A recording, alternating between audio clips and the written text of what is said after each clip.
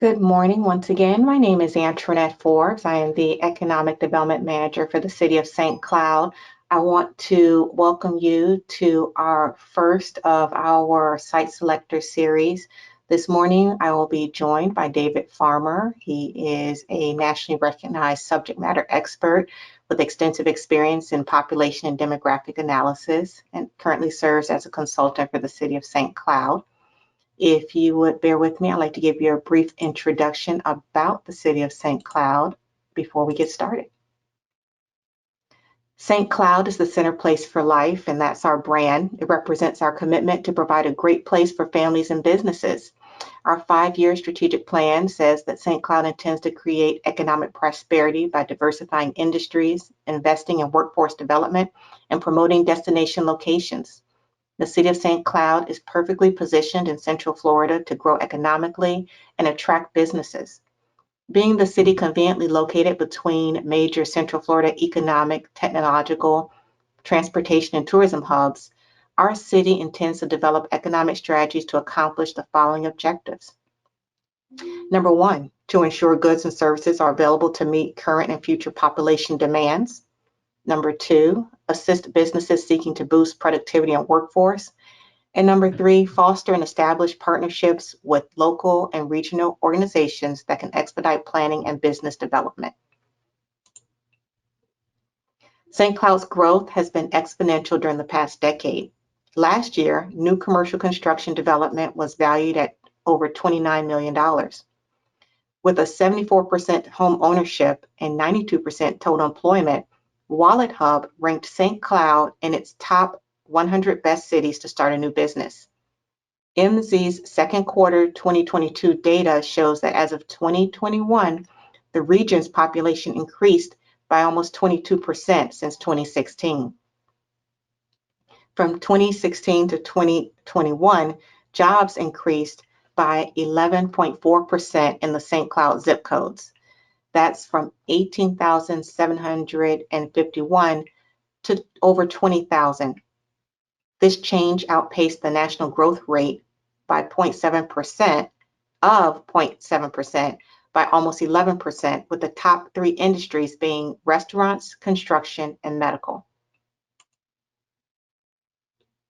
St. Cloud is located 11 miles east of Kissimmee's 900-acre airport, which provides exceptional service to business and leisure travelers. Just minutes from Orlando's major highways, we are 23 miles from the Orlando International Airport. St. Cloud is approximately 9 miles from Central Florida's first commuter rail system. SunRail is a $615 million investment that stretches almost 49 miles from DeBerry to Ponciana, passing through major economic and commercial hubs. The core of Central Florida's region is our unmatched infrastructure and strong roadways, providing invaluable connectivity to businesses. A new proposed Turnpike Interchange will be constructed at the extension of West Nolte Road, located approximately a half a mile north of the existing Kissimmee Park Road interchange. This interchange will provide all directional access to and from the Turnpike. The proposed interchange features a diverging diamond configuration, which offers improved capacity with a smaller footprint. With St. Cloud's rapid expansion, we recognize the importance of helping business owners navigate through the city's processes for starting a new business. Our business startup guide was developed with information on starting your business, help choosing a location, what to expect of the city's development review process, and lastly, what licenses and/or city permits are needed to operate your business. Our monthly business attraction newsletter highlights information and developments that are crucial to your determination of St. Cloud as your business destination. Each month, subject matters include international trade, local vendor preference, commercial rental tax rates, zoning ordinance updates, and more. St. Cloud is more than just your place to rest your head. Events such as the Downtown Monthly Market, the Culinary Bicycle Tour, the Budweiser Clydesdale Parade, and our annual Jazz Fest are drawing record numbers of vendors and patrons. Our up-and-coming nightlife offers residents and businesses great amenities for families and/or the perfect date night. It features live music, great food options, and the best shopping selection in Central Florida. 6 months ago, the City Council passed an ordinance amendment creating an entertainment district, or rather amending the entertainment district in the downtown area, which will allow for the outdoor consumption of alcohol. Our city, through the Community Redevelopment Agency, also known as the CRA, encourages collaboration with local businesses and property owners to promote community buy-in and participation, creating long-term equity with residents and businesses. This is through partnerships, accomplished engagement, and investment in programs and activities that support increased usage of the CRA districts. In 2022, we gained 7 new businesses to the downtown district alone. The new businesses include 1 new and 1 expanded food serving establishment, 3 bar entertainment venues, and 2 retail businesses. These additions are new to the revitalization and collaborative efforts of the city and CRA. Our combination of natural beauty, accessibility, ecotourism, high job growth, and home ownership rates demonstrates our commitment to a great city and diverse economy. Our brand story tells it all best.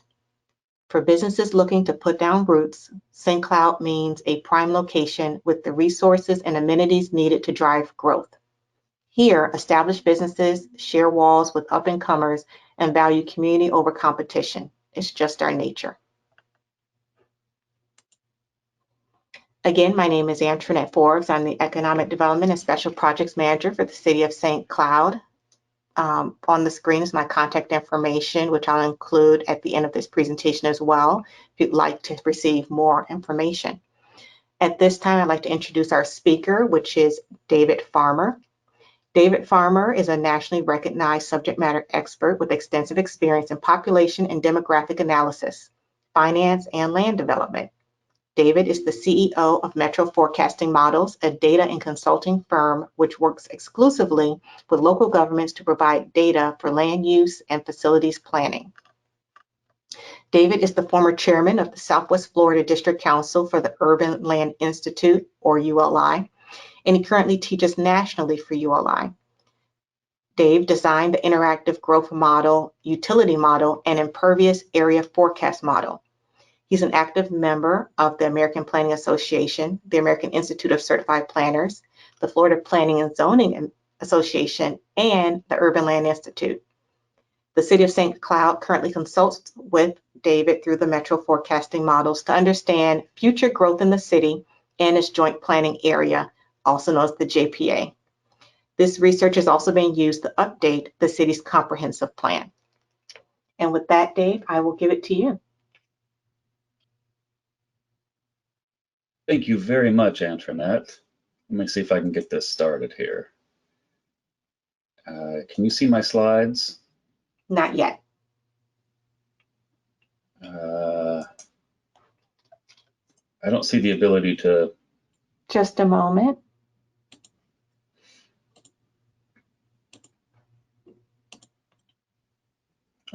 Thank you. You're welcome.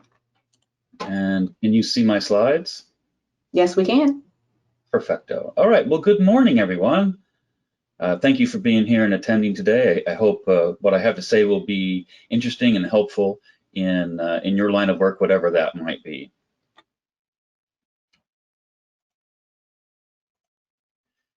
So as Antoinette said, my name is David Farmer. I'm a certified professional planner, a licensed professional engineer, for what it's worth, also a licensed general contractor. I am the CEO of Metro Forecasting Models, but I want you to know that I'm standing on the very prominent shoulders of Dr. Paul Van Buskirk. Dr. Paul Van Buskirk found himself in the ripe old age of 25, was a city manager up in Cohoes, New York. And from that experience over those years, he learned what governments needed and developed the interactive growth model over 50 years of his career. And then I was able to start partnering with him after the Great Recession and add to the model as well. We're both professional engineers and planners, and I guess all I need to hear. Okay, so I'm going to tell you a little bit about what the interactive growth model is. The purpose of that is to demonstrate the credibility that the model has and its accuracy and such. We'll talk about the growth projections, and then really the rest of the presentation is about the non-residential needs, right? So we're not going to talk about housing so much. We talk about just a little, but mostly about those commercial demands, industrial demands, and then certain facilities that we think are both needed in the very near term and what will be needed over time.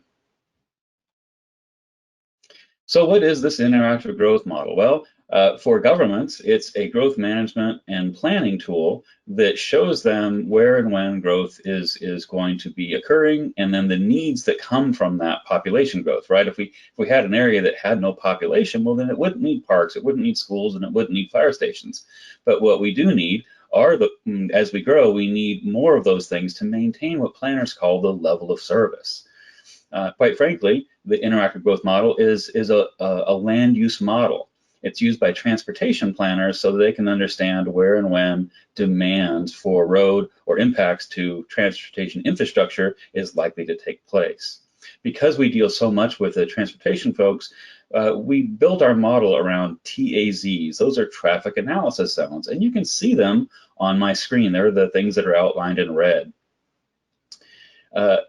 We use many different data sets to verify. When we get a piece of data, we want to first verify its accuracy before we start using it, right? Because you've heard the old adage, garbage in, garbage out. And so we do a lot of checking with that. I'll talk about that more here in a minute.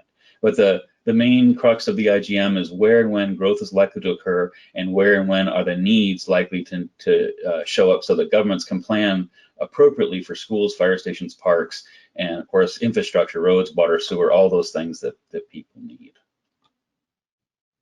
So we begin by collecting a whole bunch of data. And the basis of all of our work is the Osceola County property appraiser parcel data. And your property appraiser is very good. The data is very, very clean. However, because of some of the processes that we run, we have to make it a little more clean in order for our model to interpret the data appropriately. We then also combine that data with many other data sets, including the National Wetland Inventory Database, future land use zoning, all those kinds of things. We overlay that with 2020 census demographics, and then we use aerial photography from 4 different types so that we can verify if a property is under development or not. Sometimes, as you know, when a property is being developed, there's a lag in the period of time when the aerials start showing that development. So we might look at an aerial and it looks like vacant land, but where in fact there's a full business there. And so we use these different databases to try to suss that out. And then we also create an interactive web tool for the city planners to use so they can access the data and use it for the world-class planning.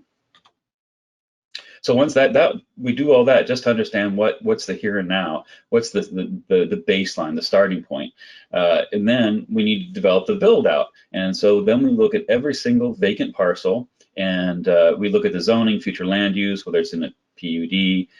We do all kinds of interviews with staff and developers and realtors to talk about what vacant land, what might be happening with it, what the timing of those things might be. We also look at the parcel geometry.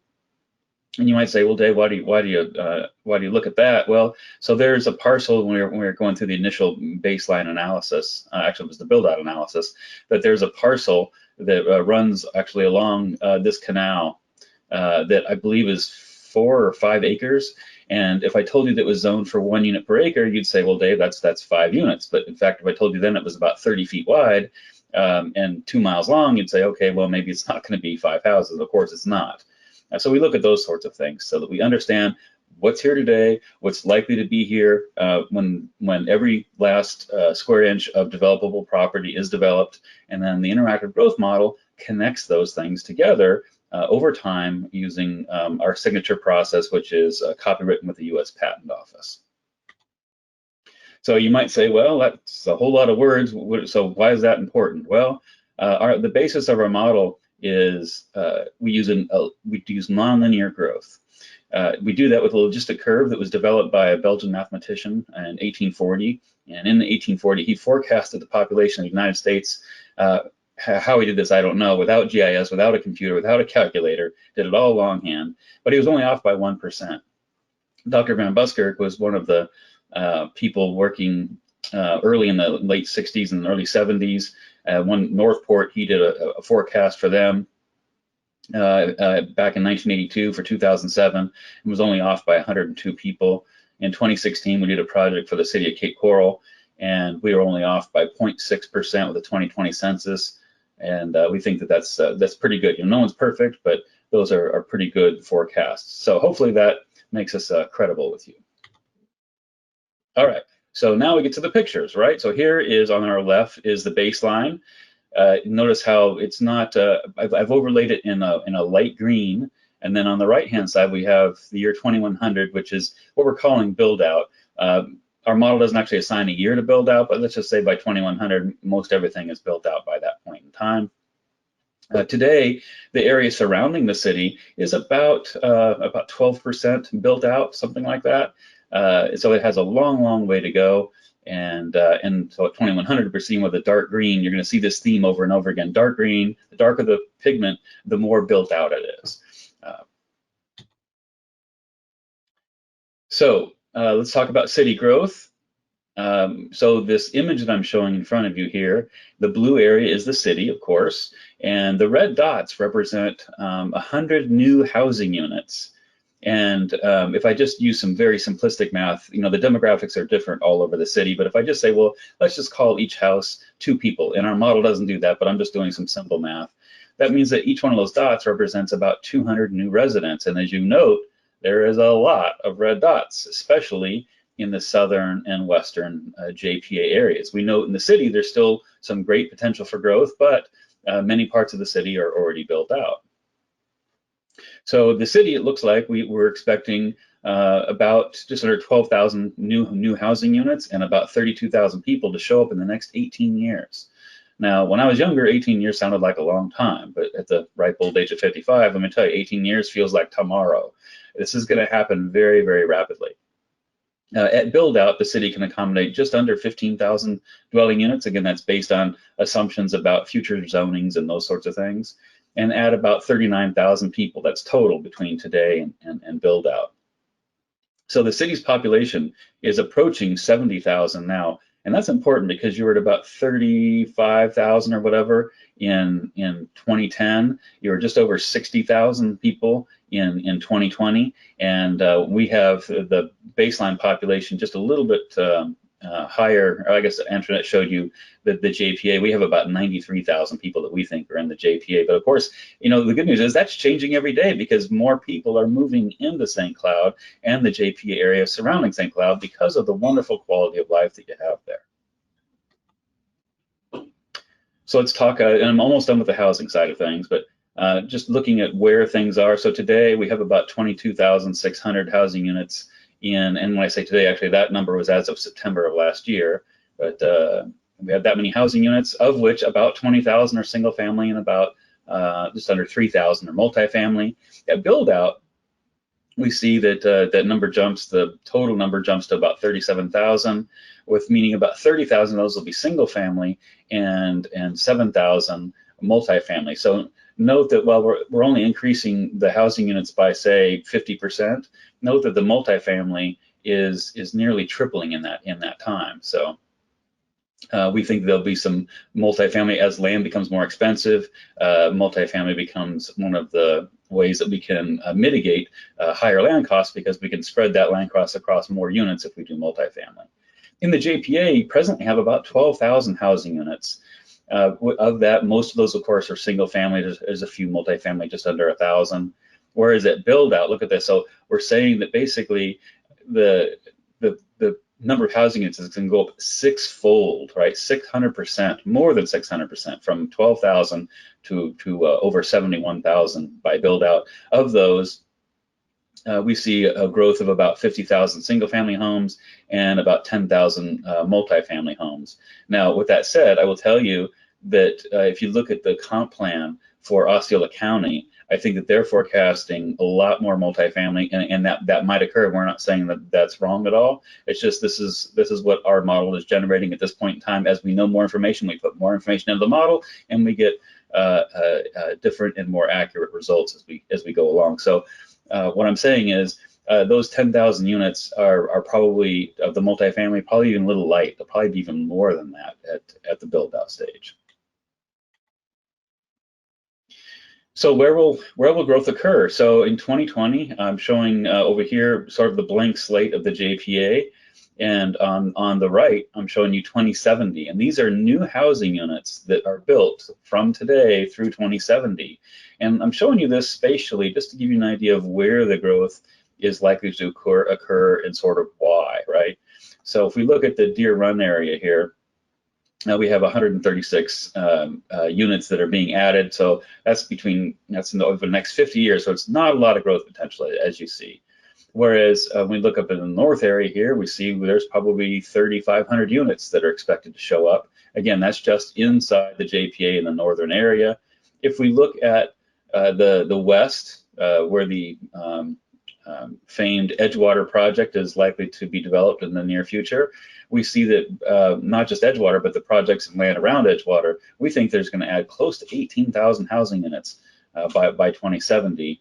And then if we look down south where Green Island is, we see close to 18,000, actually almost 19,000 housing units showing up down there. Now, they won't show up tomorrow, but they're coming. And there's a lot of vacant land to accommodate these. So these numbers could actually be, again, a little on the conservative side. This is not an overstatement of, oh, this is the most it's ever going to be. It could be more than these numbers as well. And then I just want to note then on the east side of town, we have another about 8,000 housing units that are going to go up over there. We show that growth. The model indicates that growth is going to be a little slower to come by, but I've got some other pictures to show you where we step through time looking at this. In fact, there's the picture. So we're showing you now is 2030. So between now and 2030, we're going to be adding units appropriately as you see here. And again, the change in pigment of these various areas. And these areas are groups of TAZs. That's why they sort of have funny shapes, because our model generates data in TAZs, and we want to report that data back in TAZs. So you can see as you step through time, we look at, say, you look at Edgewater, by 2030, we think about 3,000 housing units are going to show up there by 2050. So just 20 years after that, we're seeing about 16,000 housing units total showing up. And then by 2070, we see close to 18,000 showing up.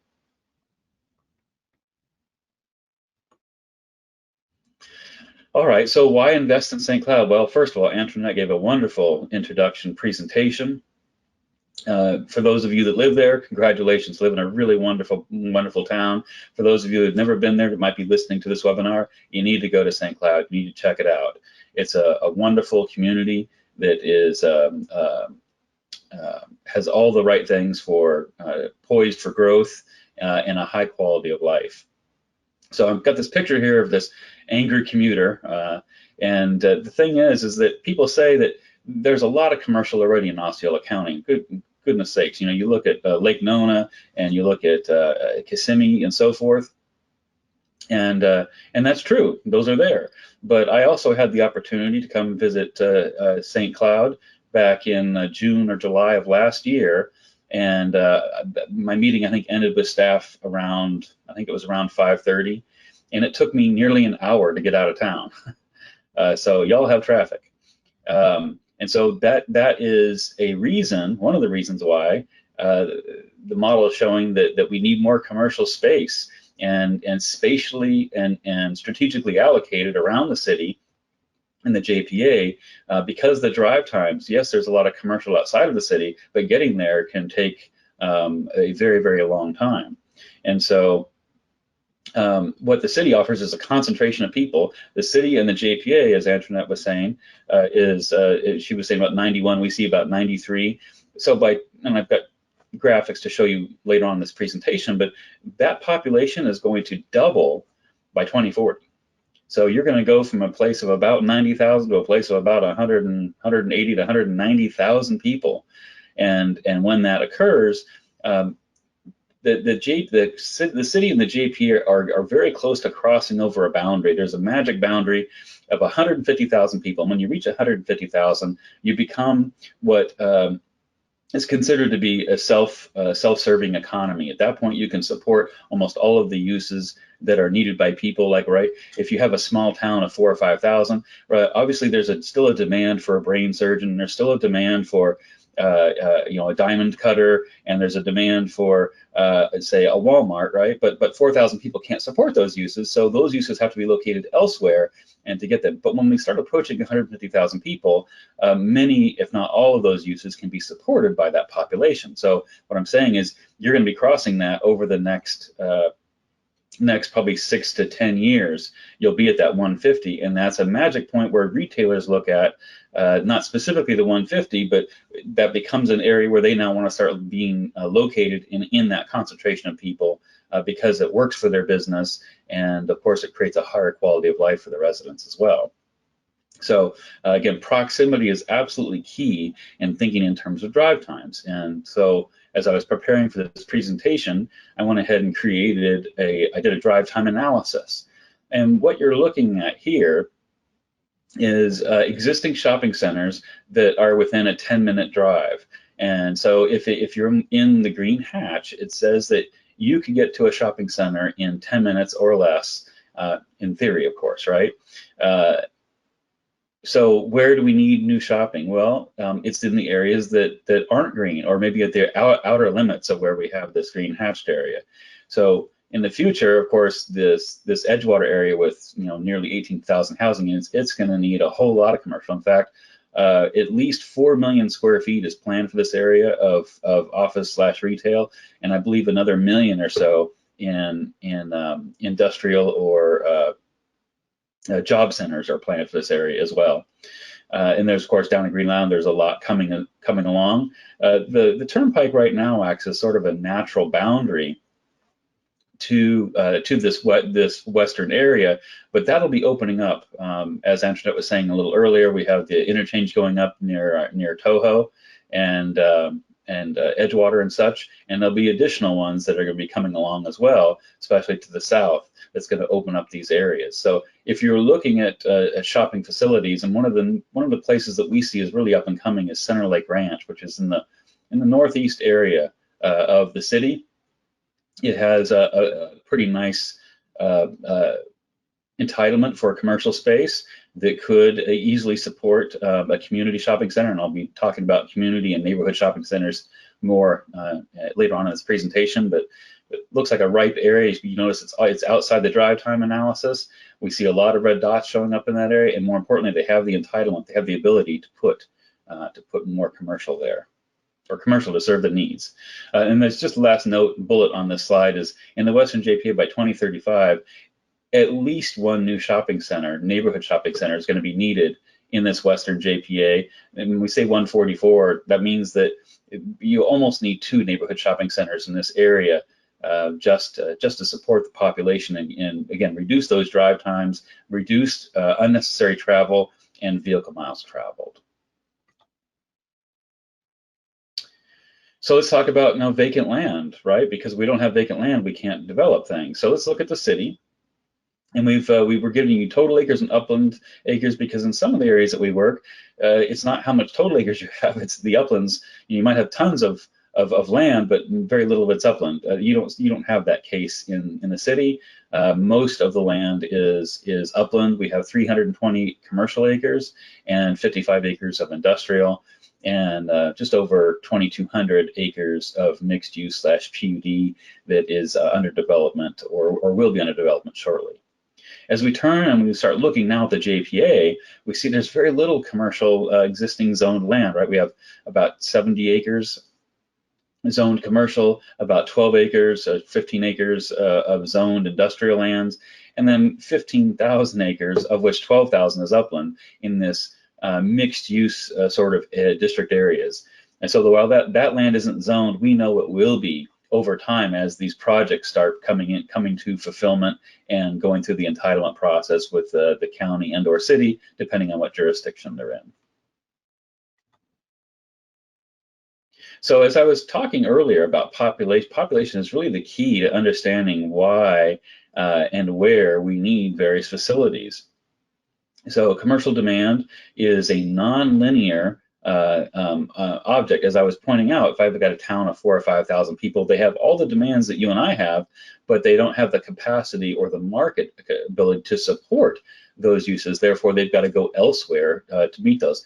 And the city of St. Cloud has largely been a victim of that, because remember, just a few short years ago, you were at 35,000. Well, that at 35,000, your demand is about 30 square foot per person of, or what you can support is about 30 square feet. Whereas when you reach 150,000 people, the city and the JPA will be able to support at least in the high 80s, 90s square feet of office and retail space on a per capita basis. So you see that not just with population growth that demand goes up, but as you start again crossing that magic 150,000 people, we now the demand actually doubles or quintuples because now you're able to support those other uses.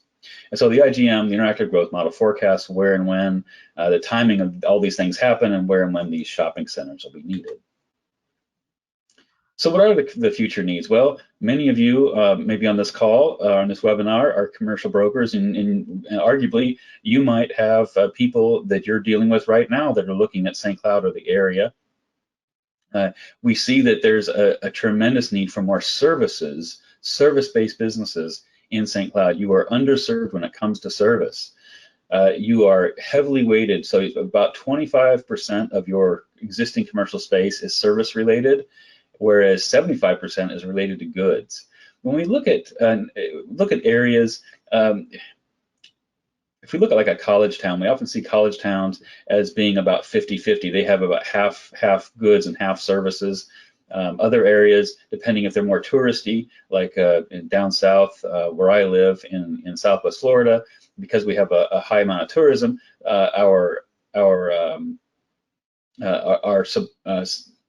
that skews to about 70-30. That's 70% retail, 30% services kinds of uses. But we think that St. Cloud is going to approach more of that 50-50 based on the way you're developing your population and how it's laid out. So by 2040, these service uses are going to more than triple from where they are now. While your population is only going to double, the services are going to need to triple.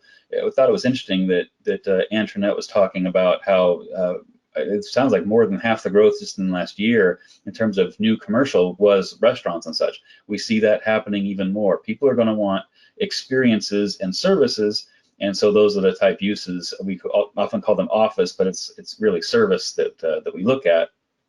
Hotels also fall into that, and I'll be talking about hotels here in a few minutes as well.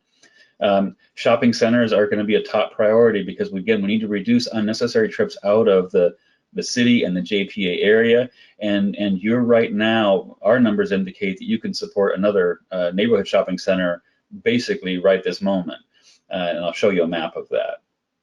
And of course, we need industrial spaces for businesses and manufacturing and jobs and those sorts of things. And the Turnpike is an excellent opportunity to place some very significant space for both local people to use and outside businesses, right?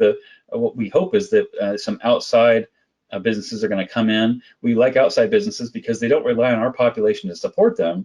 They make things that are needed all over the country, and you are an ideal location for that, again, because of your excellent access to the interstate and a nice young workforce and again, high quality of life. So here's a map that we're showing you. By 2040, the city is going to need at least 2 neighborhood shopping centers. We think one's going to pop up probably close to Toho, hopefully in the near future. We also see the north end of the JPA appears to be underserved up near Jones Road. There's a couple parcels that have the zoning that would allow for that up there, and we also see a need for a neighborhood shopping center down near Alligator Lake as well in the very near future. We also need a community shopping center. So you have barely one right now up in the northeast corner, or the northwest corner, excuse me. Again, Center Lake Ranch is probably an ideal location for that next community shopping center, but it doesn't have to be there. It could also be located over in the Toho area, but we think that the eastern side of town looks to be underserved. I want to point out that this map doesn't show 2040. What it's showing is it's showing the build-out condition. And something I want to draw your attention to is are these two red handbags. These red ones are regional shopping centers. They used to be called malls. And now malls don't look like they did, from the 80s and such.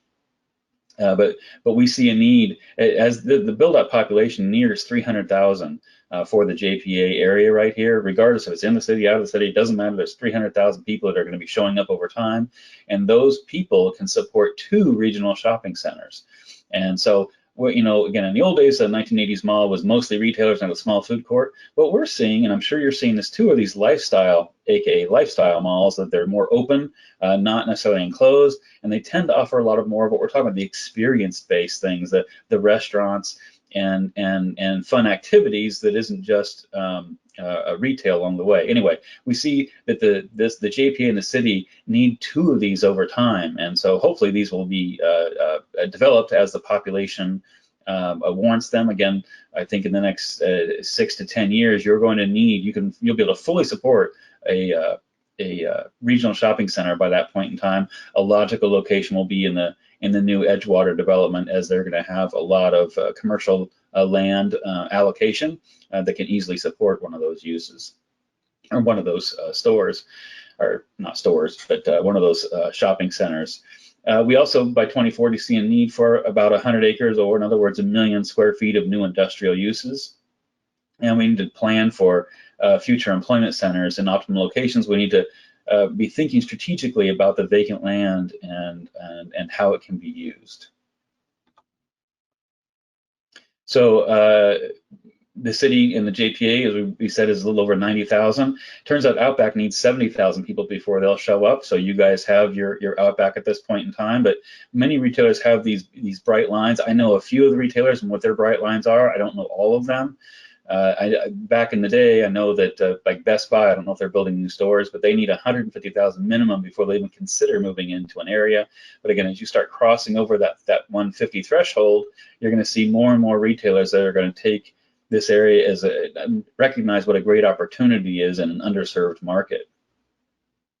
Also, if we have specialized retailers like a Trader Joe's and things like that, those tend to be catalysts, and synergies can be built around those things. So as those start occurring, we often see much more growth than just that one type of development. In fact, when we see a brand new neighborhood shopping center going, which is again about 100,000 square feet. Actually, I got that in a couple of slides here. We often see double or triple that in additional some retail, but mostly services that tend to pop up around those uses. So when you see a new shopping center coming along, recognize that they aren't soaking up all of the demand on the market. There's additional uses that can be placed around those. So shopping centers are important, one, because they reduce unnecessary travel. They make life convenient for what we call essential services. And to some small extent, they provide some jobs for those in our community that need that type of employment. And again, as this bottom bullet point is, again, it acts as a seed or a catalyst for additional development to go around that as well. So a neighborhood shopping center, we use loosely a ULI definition, but then we've had to refine it because ULI's definition is a little too broad for us. And ULI will tell you a neighborhood shopping center will range from 20,000 square feet up to 80 or 100. But what we see in Florida is your average neighborhood shopping center, aka say a Publix and Winn-Dixie, those types of things, they range 10 to 20 acres, from nearly 200,000 square feet, 180 down to as little as 55,000. Averages just under 120,000 square feet. And while every area is different, and we study every area to understand its own DNA, if I had to make a brash statement, we need a new neighborhood shopping center for about every 15,000 people. Now, you can't just take that as gospel. I'll tell you a quick story. We also work for Martin County, and when we were analyzing the city of Stuart, and if you're familiar with Stuart, they have about 17,000 people. So if we do the IGM math, right, then we'd say, oh, well, hey, Dave, they need a little over one neighborhood shopping center. Well, they have 6. and they're successful. So you're going to say, wait, Dave, now you're not making sense. You said that you needed 15,000 people to support each one of those. Well, the key is that Stuart is the shopping location for almost everyone in Martin County, and so you pretty much have to drive into Stuart if you want to get your essential needs met. Now that will change over time. We'll see more of those shopping centers will be built outside of the city of Stuart, and then those areas in Stuart can maybe be redeveloped into other uses, maybe multifamily or other deficits that might be realized in the marketplace. And that's applicable to St. Cloud as well. St. Cloud has some older shopping centers that might also be a good consideration for redevelopment as either different office or retail or even multifamily. We note that when we see older commercial centers redeveloped, either partially or wholly, into multifamily or mixed-use projects, we note that their taxable value jumps by a factor of often 10 to 15. So therefore the tax revenue from that to the city or the county also grows by a factor of 10 to 15. So that's something to keep in mind.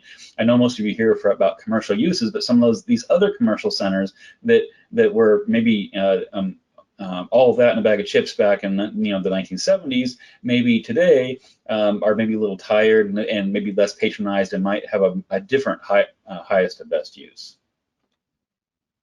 And we talk about community shopping centers.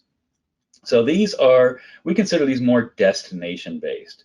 It's not inconceivable for you to be on the way home saying, oh, you know what, I'm going to get a gallon of milk. I see Publix and I'm going to stop and get a gallon of milk.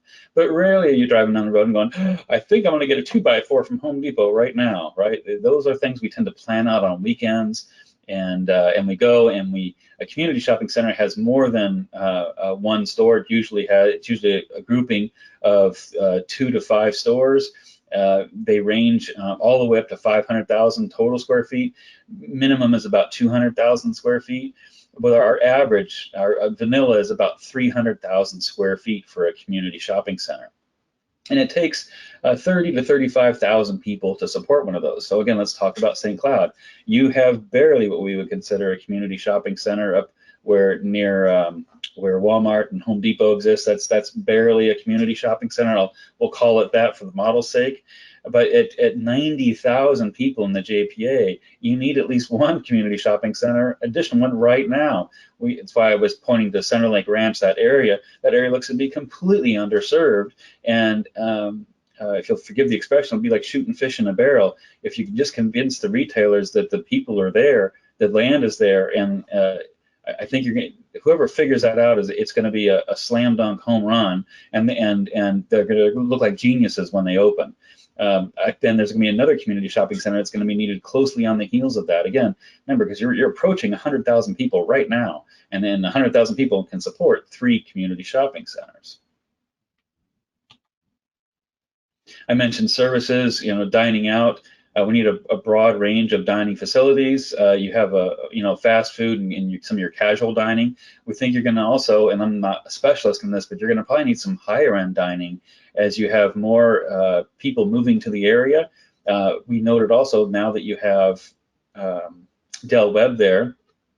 My parents are actually moving into a Del Webb community in South Florida, and it's very interesting. Those people, they're generally all retired, and they're not living just off their Social Security check. They often have pensions or other things, and so they have the additional disposable income to go out and patronize your retailers and your service providers, such as dining out, fine dining, that sort of thing. So I think there's an opportunity here to start looking at some of your upper end restaurants to bring them into St. Cloud, as you have a pent up demand, a market for them right now. We talked about hotels. I was talking with Antoinette. Actually, she brought this to my attention a couple of months ago, but the city had a study done, I think, a couple of years ago, and it showed that there was demand for a 125-room hotel, and it would take a couple of years to stabilize. I agree with that. I think actually that there's probably a pent-up demand for that. I think it'll stabilize much quicker than what the consultant thought at the time. I'm not saying the consultant was wrong. It's just that there's been a lot more growth than most people could have ever foreseen that's already occurred. And when we look at between now and 2040, based on a very basic analysis shows that there's going to be a demand for 700 hotel rooms, meaning, in round numbers, about 7 total hotels in the next 18 years are going to be needed to support businesses and to support tourism and those sorts of things. And of course, there's the other commercial opportunities, your big boxes. Big boxes often make up community shopping centers, but they don't necessarily. You can have you've got a Home Depot out in, out by itself. That's not a community shopping center. It's still a store. It's something we call commercial other because it doesn't fit one of our criteria for a specific type of shopping center, but it definitely is a big box. These also create employment. More importantly, it brings tax revenues to the municipalities, both in terms of property taxes and in terms of the sales tax sharing. And so we believe right now there's a pent-up demand for discount shopping. It wouldn't surprise me in the next 5 to 6 years if you have Costco and or Sam's Club banging down your door looking for a place to locate within the city or in the JPA to serve that pent-up demand. One second here. I'm sorry, I just noticed there was some chat messages. I didn't know if anyone needed anything from me, and I'm going to say no. Okay, moving on. Well, so the JPA, let's face it, it's big. It's really big. And as I started building the model, we started building the model, we realized that we needed to talk about some areas. And so I came up with this genius idea of let's just use the compass. Let's talk about the North JPA, the South JPA, the East JPA, and the West JPA. And that way we can talk about these areas and what they need, because again, you're going from 90,000 people a day to almost 300,000 people at Buildout. There's a lot of needs in between those two numbers. And so I'll be referring to these locations, and on the next one, I actually have a small version of the map at the bottom so you can keep track. What I want to show you here is this is a table that comes out of our model. We're showing the demand for new neighborhood, community, and regional shopping centers. And if we look at the top rows, we look at just the city, we see that between now and 2025, there is a demand for at least half of a new neighborhood shopping center. That's just the next 3 years. And then by 2030, more than the city alone, if you nuke the entire JPA, the city alone needs to have a new neighborhood shopping center by 2030. And then we jump to 2040, it needs 2 neighborhood shopping centers. Note by 2040, the city alone can fully support a community shopping center. But remember, the city boundary, the JP, those are invisible lines. People don't respect those, and I mean that in a good way. They cross these boundaries all the time. All they know is I need to go to Target to buy something, or Home Depot or whatever, and so they go to the closest one to do that shopping. The reality is, retailers need to be in long before the demand hits 100%. When you hit 100%, it means you have a huge pent-up demand.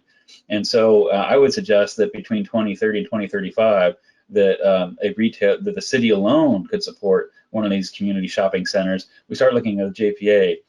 It's a slam dunk home run. So if we look at 2025, down at the bottom here, we're looking at the entire JPA. We need 1 new neighborhood shopping center by 2025. And if we look at just the net new growth, right? I'm not looking at your existing population. This is net positive future demand of half of a community shopping center and 70% of a regional shopping center.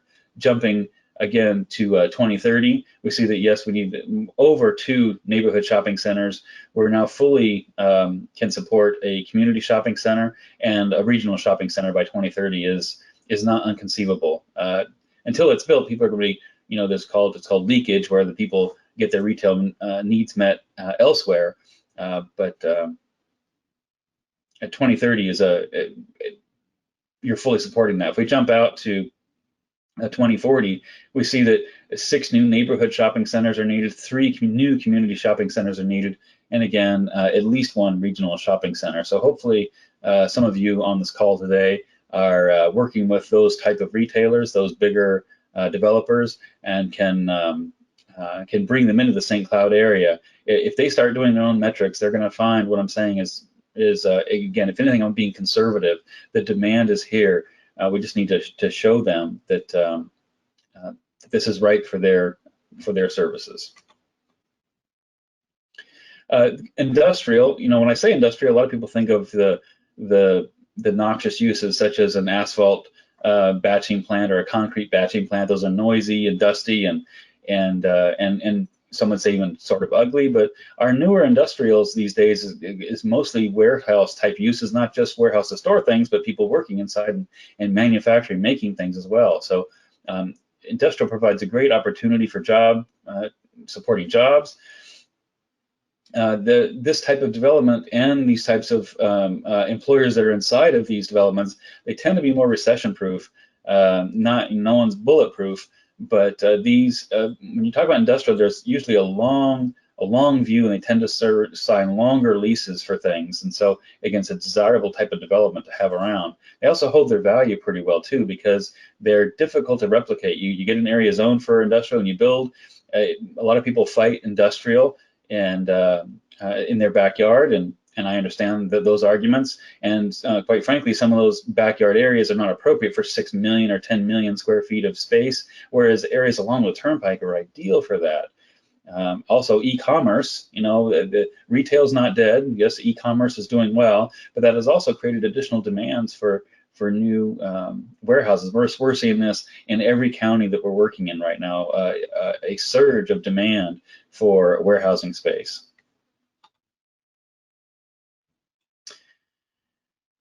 So the way our model works is we forecast the industrial, of course, where the land is zoned for it. The model also indicates where there's a deficit for things, and industrial is really a policy decision based on, meaning the county commissioners or our city council members are the ones that decide if they want more to allocate more land for industrial uses or not. Industrial uses can be slow sometimes to absorb, and so developers tend to shy away from them. They don't go, oh yeah, pick me. I want to sit on 100 acres and let it sit there for 10 years. Developers like to build houses because that uses can be used immediately and the return on investment is immediate. But we need to make sure land is allocated for industrial and reserved, especially near the Turnpike, because that's where the needs are going to be, and again, that easy access for transportation and such. When we look at industrial demand, we see the study area in total needs about 6.6 million square feet. And when you consider today that there's less than a million, that's a lot. In fact, so we say by 2025, there's a need for 300,000 more square feet than we have right now. If we jump to 2040, we see it's darn near 2.5 million, 2.4 million square feet. And then we show the acres that are necessary for that as well. And these are going to bring great jobs to the area in enhancing the quality of life. And I would even argue too, but the opportunity to buffer parts of the noise from the Turnpike between that and residential uses. So it can be really a win-win. So out of everything I've been talking about, I hope the results are clear that there's a demand, an existing demand for new commercial facilities. We see a lot more services being needed right now, again, pent up. And so if you can bring those uses to St. Cloud, there is vacant land available that can accommodate. As I pointed out to you, I think there was nearly 300 acres of commercial lands in the city itself. While there's not a lot of commercial zoned lands right this second in the JPA, there will be. And if you want to be part of that change, I suggest that maybe you start talking with some of the landowners, and you could even bring in a piece of property yourself and do a rezone, or your client could do a rezone to add those commercial uses, especially in the western and southern JPA areas. The southern JPA is not quite ready yet, but the western JPA and the Tahokwa area, that is getting ready to take off like a rocket. The online shopping, in a way takes away from retail demands. That's what's adding to more the demand for services, but it also creates that demand for future warehousing facilities and manufacturing facilities and such. So keep in mind that by 2040, the city and the JPA needs 6 million more square feet of commercial space, and half of that we expect to be on the service side of things, meaning hotels, restaurants, activities, and of course office space as well. And again, if I can just pound my fist a little bit, these are conservative numbers. These are not like, if everything goes right, these are probably even a little on the low side. I have 2 more slides here before I'm finished. This slide can be a little confusing, but I wanted to show you if we plot growth over time, so you sort of get the same view that I have. So the blue dots are census data from the census for the city of St. Cloud. So the city of St. Cloud has been either a CDP or a city, a census designated place or a city for many years. And so that means the census tracks it. Excuse me. The census doesn't track, quote, the JPA. It's not a thing. So I don't have historic data on the areas that surround the city, but I certainly know what's in that JPA as of 2020 because we pulled the data and we've analyzed it. And so we see that the population was just right around 60,000 people in 2020, and you see in the green dot that we were just over 90,000 people in 2020. Note here in the orange, we're showing the build out of the city. The city, if it does not annex, is going to build out at about 100,000 people right around 2050. But again, I would focus on the green, which is the entire JPA. So, you know, again, by 2040, we're showing 180, 190,000 people being here. Look at this growth, and this is again non-linear growth. This curve keeps going on and on and on, and finally tops out around 2100, again near that 300,000 mark. There is a lot of growth that has taken place that retailers haven't recognized, and there's even more growth coming. And so we want to arm you people, especially those of you in commercial real estate, with this information, this data, so that you can get it in the hands of the appropriate service providers and retailers and developers and such, so that they know that St. Cloud is ripe and ready for their type of use. This is my final slide, just leaving you with, so again, showing you the housing units in 2050. I just chose 2050 because it's just not that far away, right? It's about 28 years from now. And again, reminding you with the slide or the graphic on the right of where these future shopping centers are going to be needed. And again, depending on how you're looking at the numbers, a new neighborhood shopping center is needed now. And if you don't believe that, certainly by 2025, at least one neighborhood shopping center and a community shopping center are necessary. We see the eastern side of town is a little more underserved than the western side of town. With that said, I am happy to take any and all questions, and or to go back and if you want to go back to a certain slide and show you something, I'm happy to do so. Thank you so much, Dave. I know you gave a ton of information that I think our audience is still digesting. So while we're waiting for questions to come in, I think one thing that we should also talk about is not just new development in terms of commercial space, but redevelopment. You know, along our 192, we have a lot of antiquated structures that are in need of some TLC. And I think the misnomer is people tend to think that means demolish and rebuild. And sometimes it could also just mean the rehabilitation or restoration of sites that are more conducive to our growing population. Do you think that you could elaborate more on, you know, on the redevelopment front? Yeah, let's talk about, I love redevelopment. One, because the land has already been developed, right? So oftentimes the stormwater system is already in place. Certainly all the impervious, a lot of the parking is there that we can take advantage of. And it gives us the ability to, again, meet new needs that are in the marketplace. You know, back in the 80s when I was in high school, there was a demand for a Blockbuster video. Well, as you know, today there's almost no demand for Blockbuster video, but there's been new things that have popped up.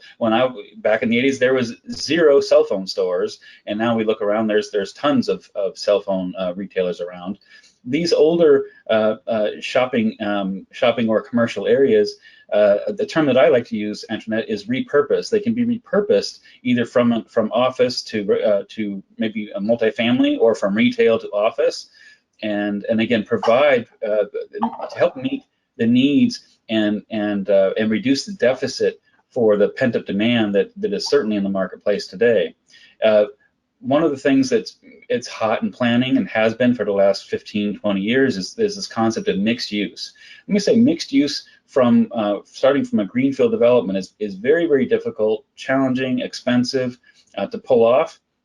And so I would like to bring to your attention that some of these older shopping areas in the JPA and in St. Cloud are ideal for adding more multifamily. One, it adds more than demand for the uses that are in those retail and shopping areas, but then also takes some of that space off the book, so to speak, providing then where needs can be met elsewhere, we can spread out the commercial to the areas that maybe need more of it. And so by, again, doing these redevelopments, especially where we add in residential, maybe we don't knock the whole thing down, but we take out some of the commercial and replace it with residential. It's a win for the municipalities because they see enhanced revenue on the order of 10 to 15 times the existing tax revenue. We see that these sites are often very well located, right? They're often near the corner of Main and Main, and just that's a hypothetical area, basically very well located. So it's close to other shopping, it's close to jobs, it's close to transportation, transit, those sorts of things. And so again, it provides this wonderful opportunity to, again, meet needs in the marketplace, and again, remove maybe some of the we have maybe too much space in certain areas and not enough in others, and it helps correct that. I think that's an exceptional point. I also wanted to bring up when we talk about redevelopment, particularly on 192, that's also in our community redevelopment area, also known as the AKA. Want to make sure we don't use too many acronyms here. But it's interesting to note that how important redevelopment is to the process, and the city is always looking to partner if possible, for the restoration of property. In the last 3 years, our CRA has seen an over 10% growth in our taxable value because of those types of restoration projects. Right, and I didn't mean to just pick on the older shopping center areas. Certainly the CRA provides a wonderful opportunity. I love that area, the leading right into the city hall. When I was up there last month, I had a wonderful lunch at one of the restaurants along there, and I think that's just, that area is going to continue to catalyze and grow, and again, meet the needs of the people that are already there, and also all the people that are moving to the area. I concur. I want to remind our audience that they can type questions into the box. We are monitoring them while we're having this discussion. It looks like, though, there is a question. Bear with me 1 minute here. And the question reads, are there any plans to leverage the new Turnpike Interchange by Edgewater west of St. Cloud for industrial uses? So I don't know if that's necessarily a Dave question. That's more of a city question. And I think I have our community development director is also on this webinar, but if she's prepared to answer that. Melissa, are you available? Could you repeat the question, Antoinette? Sure. Are there any plans to leverage the new Turnpike Interchange by Edgewater for industrial uses? So I can give you an overall answer to say the city is always looking for opportunities to have industrial uses, either surrounding, either within the city's direct geographic area or within its JPA. So that is including as well, including this particular area that you're referencing, as well as other parts of the city. In reference to this particular project, I am not well versed in that. However, that is something I know that we're looking into. I don't think Melissa is on this to answer that, but hang on, let me see. I can reply back directly to the person that asked the question at a later date if they don't mind. And so make sure there's no other, oh, there is, 1 second. It says, I think this is more of a comment. It says, definitely true that warehouse demand for e-commerce is growing. Apopka and Davenport have been getting a lot of warehouses in this industry. The other question, can we download the slides and view the recording? Yes, the slides and the recording will be available, and we will send it to all registrants of this webinar. It says, where are the 58 industrial acres in the city that you referenced, Dave? Yeah, so I don't have a slide, but we just pulled that from property appraiser records. and then cross-reference that with city zoning. There's some along 441. Some of that is actually being used by, I think, being developed by a utility company. It's not 55 contiguous acres. There are little lots, I think mostly on the south side of Earl of Bronson Highway. There's little 1 acre, 2 acre, 3 acre parcels that are zoned for industrial uses that and that makes up the 55. I'm sorry, I don't have a graphic of that. I didn't anticipate that question, or I could have gone into GIS and made one. The other question is, how do you feel about the area east of Harmony High School? So is that over by Harmony Ranch? Mm-hmm. Okay, so Harmony Ranch, I meant to bring that up. Harmony Ranch is just outside the GAPA, so that factors outside of all of the data that I presented. We look at Harmony Ranch as being an additional catalyst for the need for a community shopping center here today, especially on the eastern edge of town. But that area where again Earl of Bronson Highway starts heading south, just adjacent to the Harmony Ranch area, we also forecast eventually a need for a community shopping center over there, as well as a neighborhood. If you recall back to the growth, I showed that about 8,000 new dwelling units were going to be on the west side of Earl of Bronson. Basically just across from Harmony Ranch. So again, I think there's a lot of opportunity because of the existing people that are existing developments occurring along that. Lennar's got a new project on the west end of town as well. Again, all these things add up to a lot of demand, and yet there's not a lot of supply to meet those in terms of the community shopping centers and so forth, and that's sort of exacerbating some of the traffic issues. We have another question. Is there a strategic plan in place in collaboration with planning and zoning and economic development to protect highest and best use industrial and commercial properties from residential development?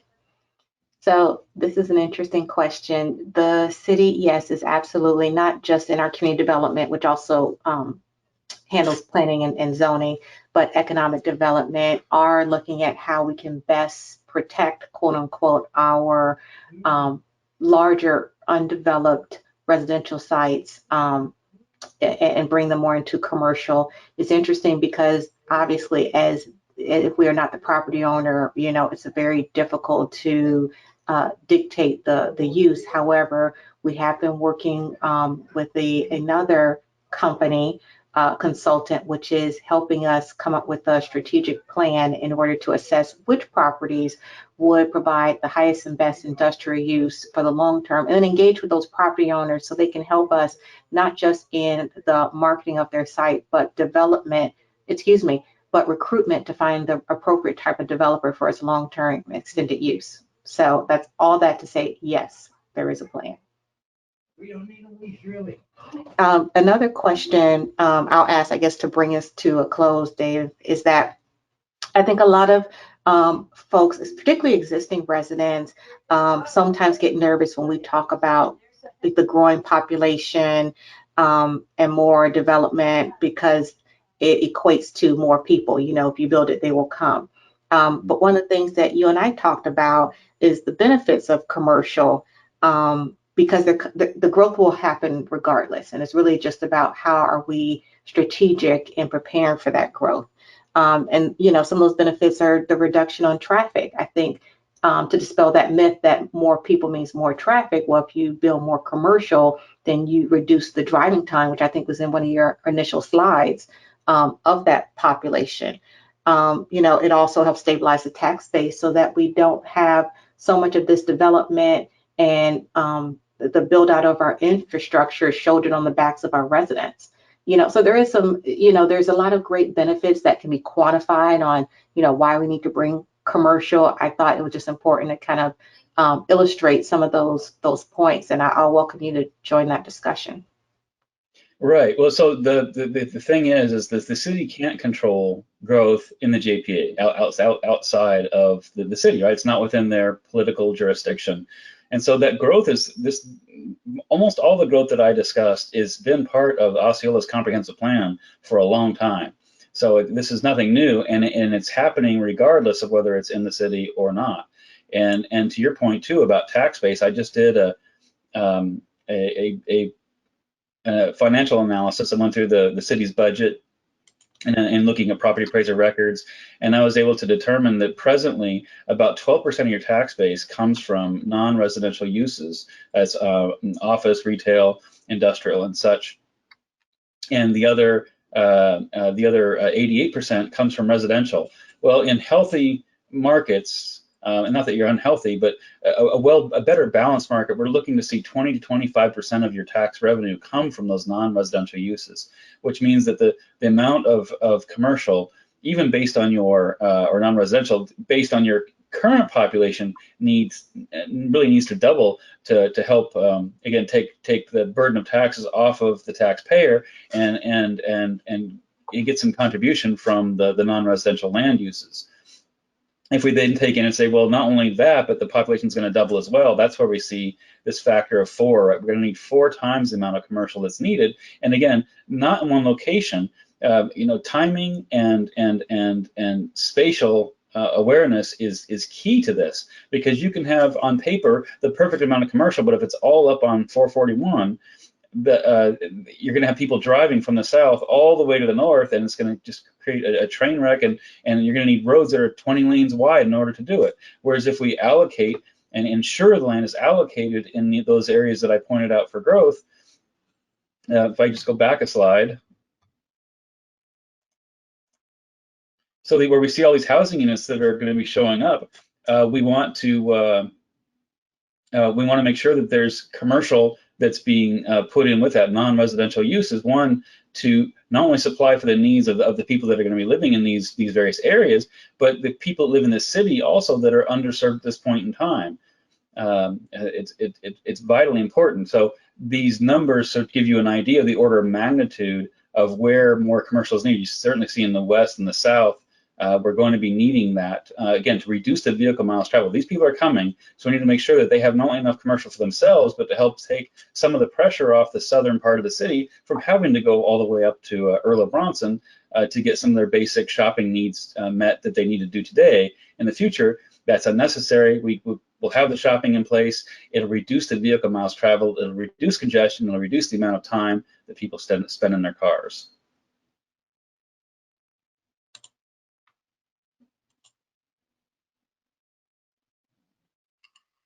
Any other questions? Or I don't think so. I think those were all of our questions. So well,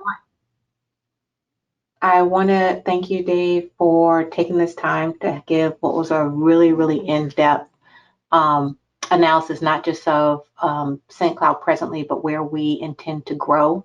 I want to invite all of our participants to continue with us on this journey.